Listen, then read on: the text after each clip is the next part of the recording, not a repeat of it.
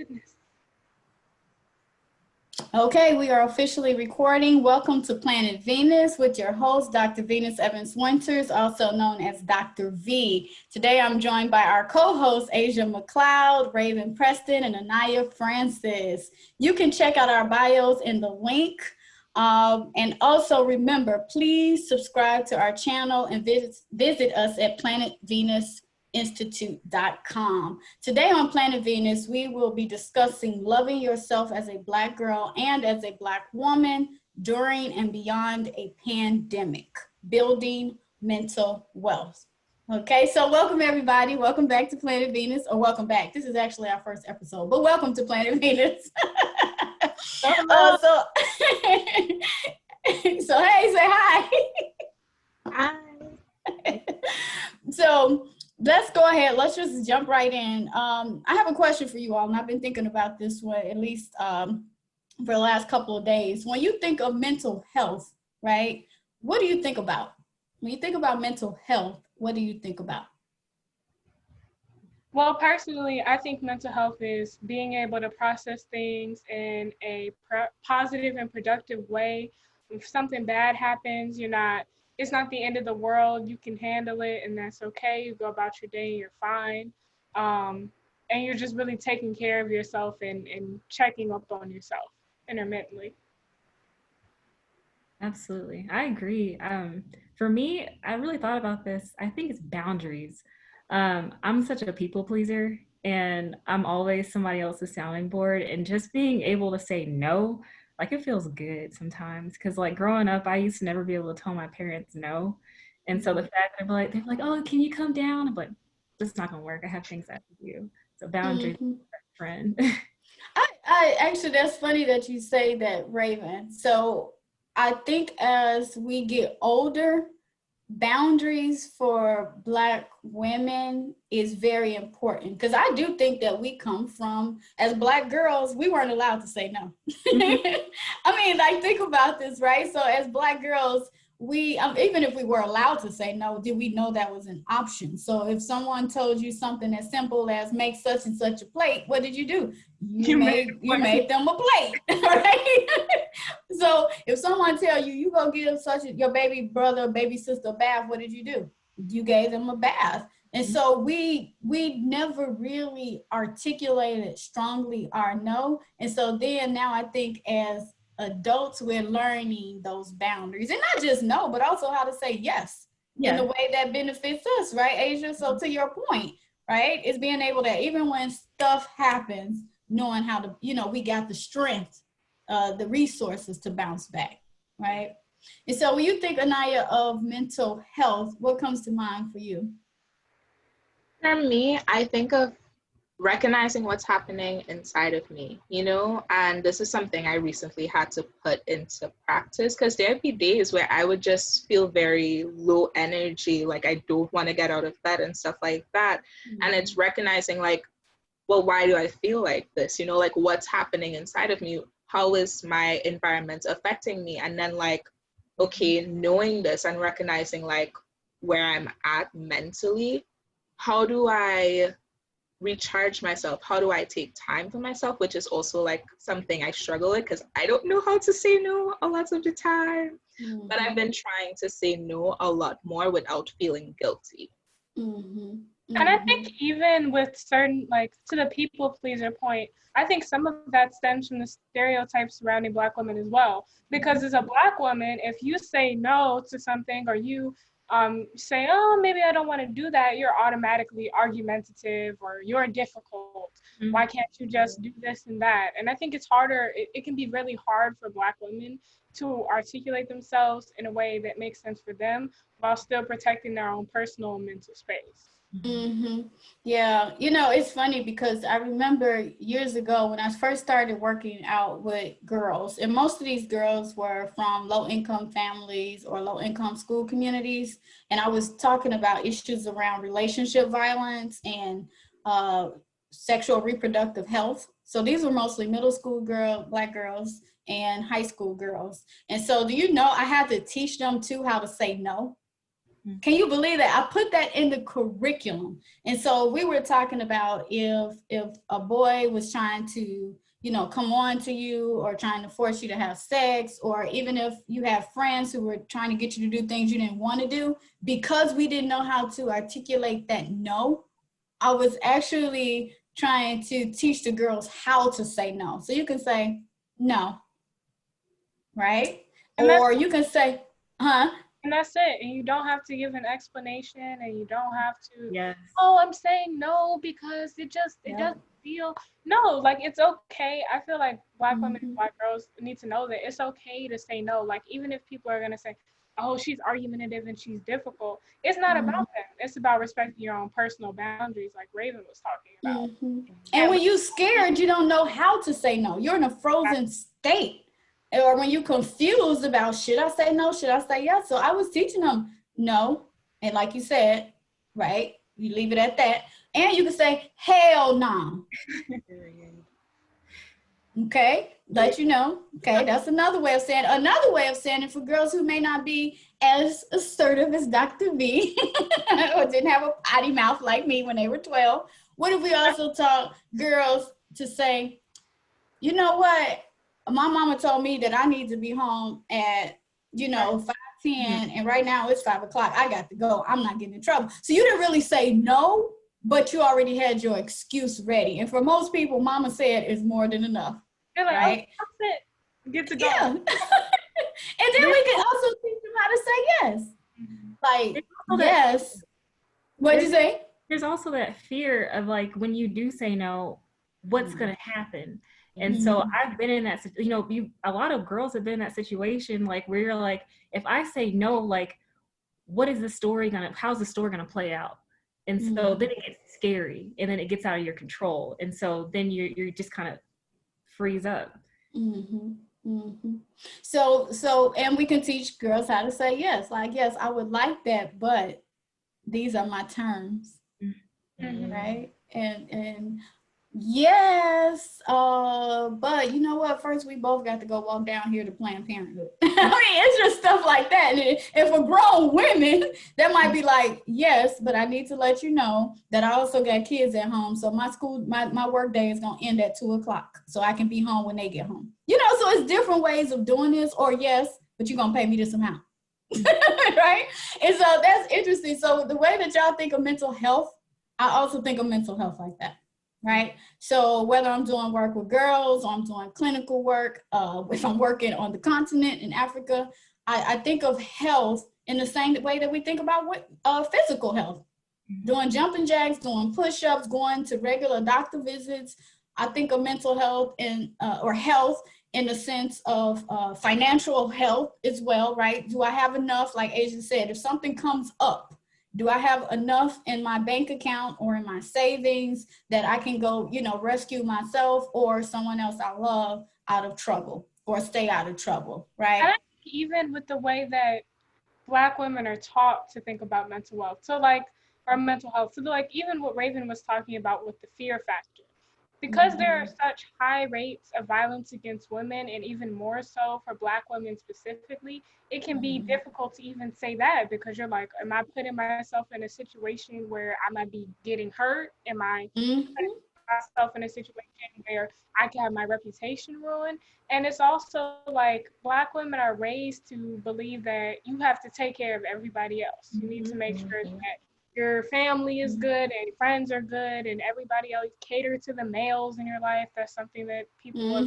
have said before. And it's like, when are Black women going to take care of themselves? Like at some point we have to start putting ourselves first, because nobody's going to put you first. It's like you have to put yourself first. But it's taboo. When you put yourself first, it's taboo. It's seen as selfish or self-centered. Who does she think she is? So that's why I think about mental wealth. Like, I just want to change the game. I think that health is a part of wealth, but I think about what you all are saying. I see that as an investment. So we have to deposit something in before we can take something out. And so when we think about mental wealth, Black women's mental wealth, Black girls' mental wealth, I'm thinking about what can we pour into ourselves? What can we deposit in ourselves? What can we invest in ourselves? Not just the individual, but also the family, the Black family, the Black community, and our government, as well as our government. Our government stripped us of a lot, right? They took a lot out of us for generations. So how do they invest into Black women's mental wealth in order to promote health, right? From a holistic perspective. Yeah. I think that when it comes to investing in Black women's mental health, it's gonna have to start with yourself first. Like, even it matter firstly, it's a matter of access to information. So how are you supposed to know how to take care of yourself if you don't even have access to that information? There you go. Information. Know that maybe I do need a therapist if therapy isn't something that's talked about in your home, or know that you need to take self-care days that are more than just, I got a new set and I got some, my hair done.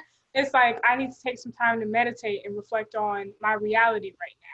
So I think that's a matter of how do we get the information out there, which is part of why Planet Venus exists, just so we can help get that information out there and let Black women know that they aren't alone. I just think that's really powerful. Yeah, good point.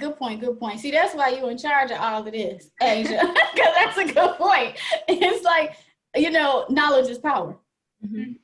So I do think that sometimes people have the information that they need to be healthy or wealthy. But what we're talking about now is also access to knowledge. And where does that knowledge come from? So I have a question for you, Anaya, our future lawyer. I gotta get my investment in right now, Anaya. Anaya, so think about what you said about mental health. But when did you first hear of that term? So when did you learn about it? What was the context? Approximately how old were you? I was really thinking about this because I was like, did I ever hear that term? But I recognized, like, when I was about 12 or 13, I started reading a lot of books, and I was reading books like, there's this one book, and it was called Crazy. There was another book, Perks of Being a Wallflower, and I can't remember the third book, and all of those were like on themes of mental health. And I remember being so obsessed with those books just because nobody was talking about it. Like, I was only getting all that information from those books, even though I was seeing a lot of those realities from those books within my friends and within myself. And even when I would try to, like, have those conversations, it would be immediately shut down. So, like, my first real interaction with mental health on a serious level, like learning about it, didn't happen until I got to college. Yep. Yep. Yeah. I think that that is so funny, because now you got me thinking that sometimes we see Black women struggling. We see Black women coping. We see Black women undergoing, at least I'm gonna talk for myself, stressful times. And sometimes that can look like a fight with a dude, right? Their own husband or boyfriend at home. It can be looking like your mama, y'all got me talking like I'm back in Chicago. Your mama looking like, right? But that could be like you hear them going off on somebody on the phone. So we saw, crying, but not crying. I can't remember the time I really saw a Black woman cry. When I did, it kind of shocked me, right? Like Black mothers, grandmothers, aunts don't cry. Like, it's shocking almost, unless it's a funeral. Well, to me, if I see them cry, then I knew something was really, really wrong. Like, something is bad. But I saw a lot of that. I saw it in their faces. I saw the way they walked. I saw the way that they kind of cared for each other. It was like this silent, dialogue going on. And so, but you reminded me that a lot of what we learn, Anaya, about Black women's pain, it occurs through books. We don't hear the phrase mental health until we go away to college or there's a crisis. And then we don't even hear about it. It's not health, right? It's like she didn't lost her mind, she crazy. I don't know, you're right. We don't. So again, it's that knowledge. Yeah. So Asia, go ahead, I'm sorry. I was gonna say, it's like we don't have the language to describe what's wrong sometimes. It's like the concepts of things like depression and anxiety and things like that are almost lost because of all the stigmas that come around mental health in the Black community, if we're being honest. I mean, it's like, well, there are certain words that people will use, like, oh, she just, she bugging, she'll be all right. But then it's like, no, she might really have a problem, but you don't know how to articulate that, or you don't feel comfortable articulating that because people in your family might say something. So, or even phrases like, oh, depression is for white people. Black people don't have time to be depressed. How do you not have time to be depressed? What does it look like to have time to be depressed? I want to know that. I want to know when you schedule time to be depressed. But, Now I'm at a point, I just schedule time. Like, you know what, today I'm just going to be crazy today. I'm just going to take a whole crazy day off, right? They call it mental health days, in the professional world. I just call it crazy day. I'm going to take a crazy day off today. So that, you know what, y'all made me think then. So Raven and Asia, when y'all think of mental health, do you think of Black people?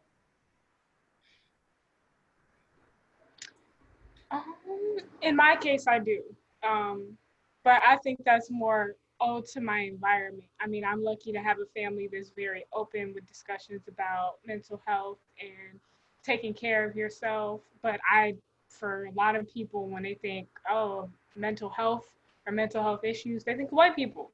They think like, oh, that's a white people thing. Black people don't need therapists. So, How about you, Raven? Mine was the exact opposite. So like in the South, it was like we still like something happened recently where my mom was talking to me and she's like, "Are you okay?" And I was like, "Yeah." And she's like, "Is there something going on?" And I was like, "What do you mean?" And she's like, "With your mind or something?" And I was just like, "Mom, I'm like, it's one of those days." I'm like, because like we don't talk about it, and I think it really didn't happen like Anaya was saying until college, where we really started having an open conversation about it, and that's still in like our own little pod. Like it's always just kind of been my little family unit, and so in a lot of the mental health actually goes back generationally in my family. And I didn't know that until college. And so it's a lot of things started making sense for me when I did open up that conversation with my parents. And so I guess I see Black people, but it wasn't always that way. It changed when I became part of that, statistic. And I think that's interesting because it's funny because we're saying mental health like it's constant. But when do we talk about mental illness or dis-ease? It's still that stigma that's there, right? It's still that stigma that's there. So do y'all think that Black girls and Black women have different mental health needs than the rest of the Black community or people outside the Black community? Absolutely. Yeah, definitely. In what ways, Asia? Well, for one, I think that Black women are going to be more susceptible or more vulnerable to having personal attacks against them or self-confidence issues. Not necessarily because there's anything wrong with them or they don't look attractive, but because they are constantly being bombarded by messages and imaging and people that are telling them they're not attractive. They're not worthy of being loved. They're just gonna run around and be somebody's baby mama.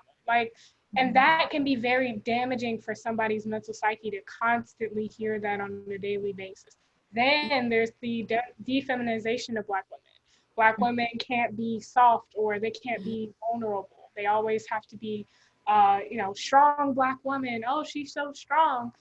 What happens is I think the strong Black woman stereotype is really damaging to Black women. And I think it's damaging to Black women because it perpetuates this idea that Black women are just supposed to take everything and just be okay, no matter what. Like you can't cry about it because if you're crying, you're over dramatic. So I think there are some needs that are going to be addressed there with allowing that vulnerability, letting them know it's okay.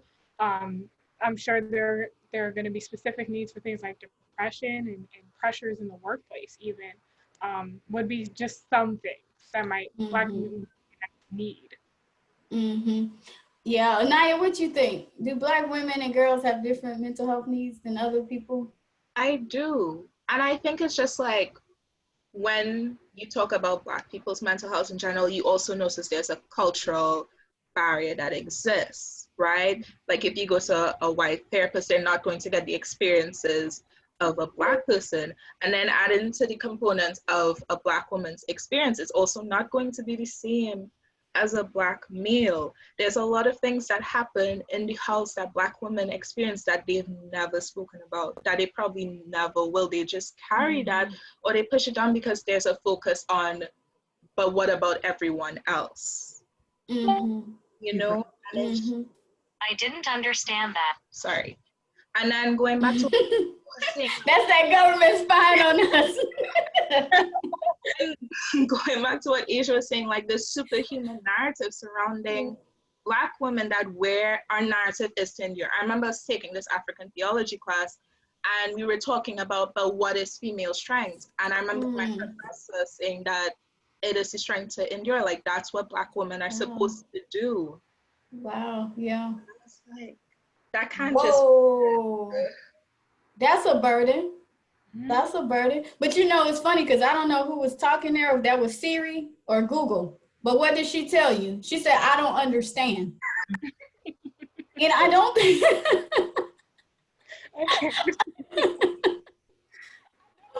I honestly don't think that people understand, even the professor, the idea of enduring, right? And so they don't understand our pain, our stress, but also to her point, or the, I don't know if it was a her or him, but to the professor's point, people don't understand. And what do? When you look at it, we're more likely to work outside the home. Black women are more likely to work outside the home. Black women are more likely to either be the primary breadwinner, for the lack of a better term, or definitely a big contributor to household, finances and staying in the household. We're more likely to be the primary caregiver, not only of our own biological children, but also other people's children. We also are more likely to be in service. Believe it or not, Black women are one of the largest charitable peoples in this country, right? Isn't that crazy? As far as giving money or our services, right? But also Black women are more likely to care for the elderly. Mm-hmm. And also Black women are more likely to be the biggest contributors to what is it called? Civic organizations, right? Such as sororities, fraternities, churches, etc. Yeah. So we are so busy that I think when stuff does come up, maybe we don't have time to take care of it. Mm-hmm. Whether that's physical pain or if it's mental anguish. Yeah. Right? Yeah. But it shows up in other ways. It'll show up in, even if you think you've pushed it aside, your subconscious is going to react. So you might develop insomnia. You might start overeating or eating when you're not emotional. Yep. I read a quote one day that some people just wear their emotional pain on their body in terms of like they're just eating, and it's like to feel something. Or some people lash out and they don't know why. They can't understand why they're upset, and it's because they haven't dealt with the root of the problem that's going on in their lives. And I think that's really, for Black women, it's so important. Like if you do get mental health, like Anaya was saying, you're probably going to need to see a Black therapist, because, and that might sound bad, but like there are just some things that they don't understand, experiences that they don't have, day-to-day situations that they've never even thought of. Like there are so many things Black women have to consider on a daily basis that other people just don't even have to think about. And I think that's important too. So we'll drop it in the link, a resource for finding a Black therapist or even a Black woman therapist in your area, right? So Raven, do you think that Black women and girls have different mental health needs than other groups of people? Absolutely. I was just reading that Black women they are sexually assaulted 3.5 times higher than any other group in the country. So first of all, that's it. Like that alone is gonna, our needs are different. Just because, like I said, it's generational. And so it doesn't get talked about. And then so these issues just keep building on top of each other. And then so there's also this resentment that's also built inside of that, I believe, within the household. I think it carries so much into the way we interact with one another, how we talk to each other, especially because like you, I can't remember who said it, but you said they wear like the emotions, they wear like how they interact with people. It's just yeah, those of us who work in the field of trauma, it's a book called The Body Keeps the Score. The body keeps the score. So we have a saying, we say the body keeps the score. So believe it or not, I'm about to totally like out myself here, but as soon as a client walks in, we're looking at everything from the expression on their face to how they walk, because people carry their pain in their back, in their legs. Sometimes you can hear it in their vocal cords. Yeah, that tension when people tell you, we don't take it for granted. It can be a limp, right? You may be looking at your grandmother and just thinking, wow, she's getting older, but where does that arthritis come from? The calcification of the bones. Well, where does the calcification of the bones come from? Right? So yeah, it's called The Body Keeps the Score. Your body keeps the score. And just think of it as, of course, we are descendants too of kings and queens, but on the continent, most of us are descendants of agricultural workers. But we also, as a people, we experienced a lot of violence and trauma, and we were witnesses to that. And so all those stress hormones released in our bodies, they don't just go away, right? They don't just go away. So you carry it in your bones. You carried it in your bones. And so I have a quick question for you all. Okay, so speaking about stress and trauma, we're in the middle of what I would call a triple pandemic. Some people call it a pandemic, but y'all know Dr. V, I'm just gonna put it right out there. Let's call it what it is. Let's call it a spade. Okay, let's call white supremacy white supremacy. So we're in the middle of a health, I know, right? Just starting trouble. We're in the middle of a health pandemic, right? Economic crisis, and we're in the middle of white supremacy, patriarchy, imperialism, capitalism, right? So with that in mind, do you all think that, I shouldn't say that, we know it is, but how is the pandemic affecting y'all own mental health and your ability for mental wealth? How's it affecting your mental health, if at all?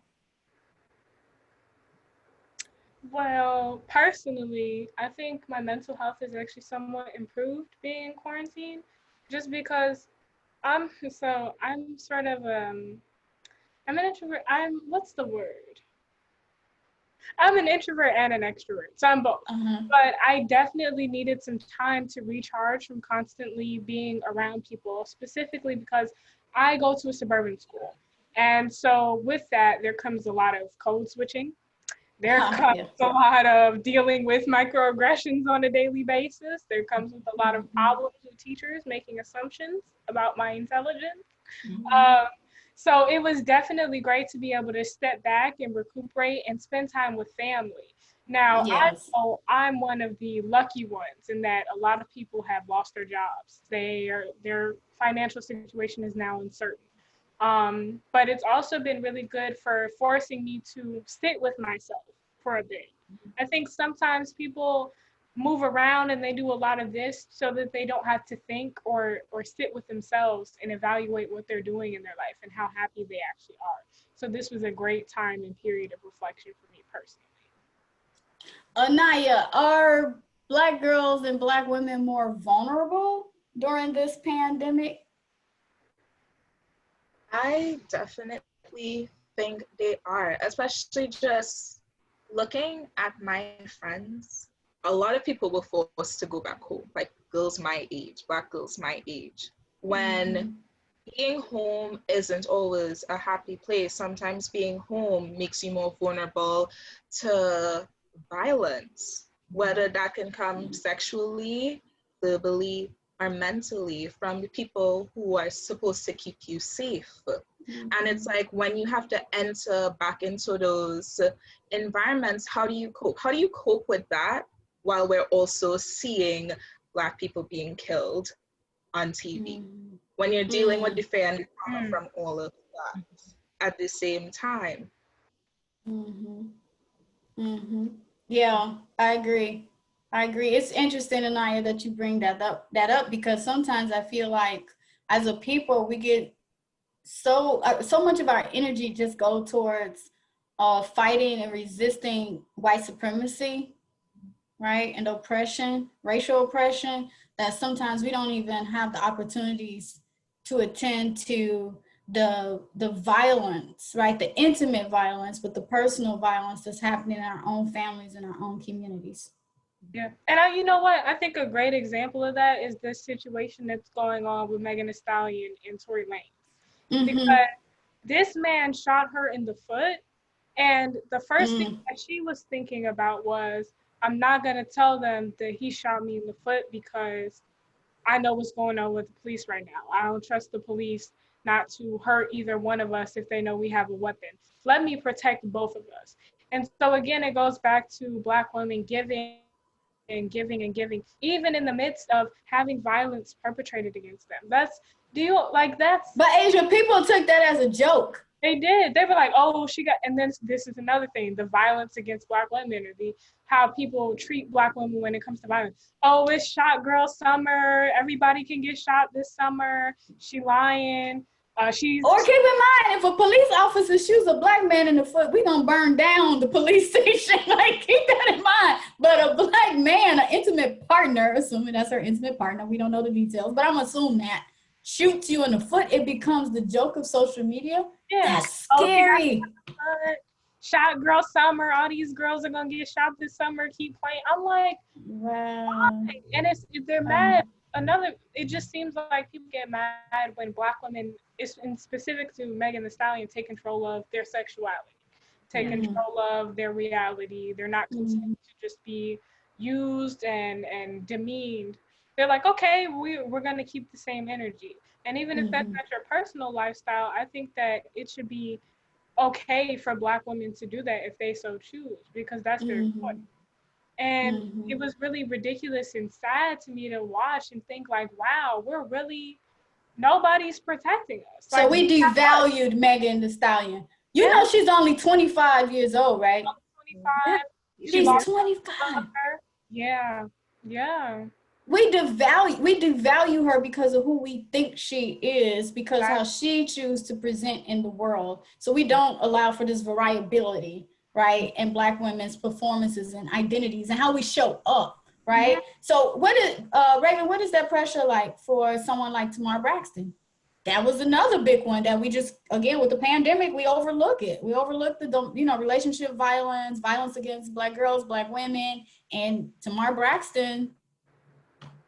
You're just, you're forced to be this one-dimensional person. And so when you it's like this big and you trying to squeeze into something this big, and that's all the room that they're going to give you. And it's just like you trying to, breathe. You can't breathe. You can't. You really can't. And I can just reading what she had to say it just reminded me of like slavery.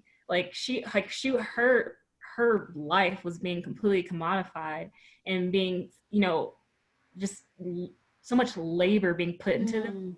And then the fact that they're like, oh yeah, she'll be back in like a week. And she's what happened? What did they say with her? Oh, man. So basically, for people who don't know, Tamar Braxton tried to take her own life. She attempted suicide, I believe, right? And so, but what was the response? You're saying?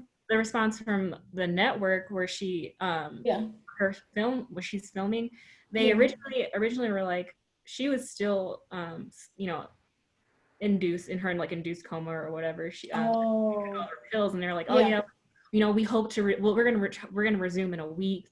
And she had really been wanting to get out of her contract, and they wouldn't let her out. And like that's a slave. That's reminiscent of slavery, That's simple. That's what you did to the Black woman. It's like what's Zora Neale Hurston say? Black women are the mules of the earth. She was being treated like a mule, like a traded commodity. Exactly. And so I want to be mindful of time, right? And so I want to leave on a more positive note. And so we're going to start with Asia. And I want you all to tell for our audience, right, for the Planet Venus audience, how do you invest in your mental wealth? Well, personally for me, I for one, I have a therapist. Just because Good. there are Yes. things that go on Yes. in daily life where you need to Self-care. talk to somebody, and that's okay. I take specific days to spend time with family members and friends and just take care of myself and pamper myself. And I practice 15 minutes of daily meditation just so I can remain mindful and set my energy and my mood for the day. Also exercising, because it's great for releasing all those good endorphins Yes. that you need. Start your day off. Yes, yes, yes. She's investing in mental wealth. Anaya, what do you do? How do you invest in your mental wealth? So for me personally, I need time. Like I need to take time away from everybody just because like my energy will drain when I'm like constantly on and interacting, which it has been a lot this summer. So taking time for me also looks like me journaling and processing like what's going on inside of me. And also like Asia was saying, like I meditate as well. I practice meditation regularly. I also pray regularly to my ancestors. And if I can, which I'm not like privileged to anymore, like I was taking therapy sessions with my school, but because I'm not in California, I can no longer do that, sadly. Yeah. But yeah, that's what I've been doing. Yes to the ancestors. Yes to the ancestors. Okay. Miss Raven, how do you invest in your mental wealth? So in the weekdays, I usually wake up early and try to do yoga and meditate. And sometimes I'll drag my partner out of bed and I'll make him do it too, because it makes me feel better. Yes. And then we'll go on walks and stuff. But the days that I wake up and I don't even know I'm going to be in a bad mood, I'll not talk for a whole day, like no words. And I live with another person. And so like we've come to this agreement that it's just like when I say, and like we have mastered all the M's. So he can understand. I will not talk all day. I won't answer any phone calls or anything. I'm done. Yes, to letting your partner know your mental health needs. And how about you, Dr. V? How are you protecting your mental space and your mental wealth? I have to be a part of a collective. Because I am an empath. I have to be very, very careful and protective of my energy and the type of energy that I receive. And as you all know, because I'm always around different types of people who have different needs, which is okay. I'm a healer, I'm a teacher, I'm a builder. So I'm fine with that. But I just need to know how to say when, like Raven. I need to know when to just back off, or like a night, let me unplug, right? And so how I protect my mental wealth is I do form my own collective. So I need to be around positive people like y'all and people who help me think and create. So that's my investment in my mental wealth. And so at this time, thank you all for being coming to visit us here on Planet Venus. I'm gonna let Asia take us out. But Asia, before we go, okay, tell me something good that's going on in your life right now. Me? Yes, you, Asia. Okay. Quick. Well, right Asia's now, in the spotlight.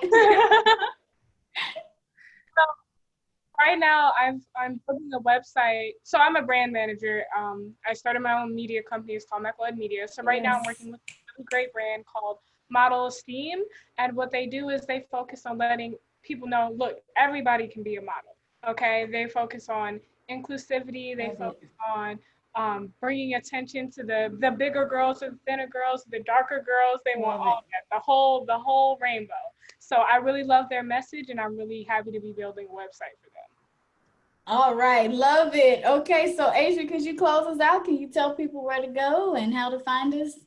Okay, so this has been the Planet Venus podcast. You can find us on the internet at www.planetvenusinstitute.com. All our bios and things will be in the description below, so make sure to check us out there and to check out our social medias at Planet Venus Institute on Instagram and Facebook. Bye. Bye.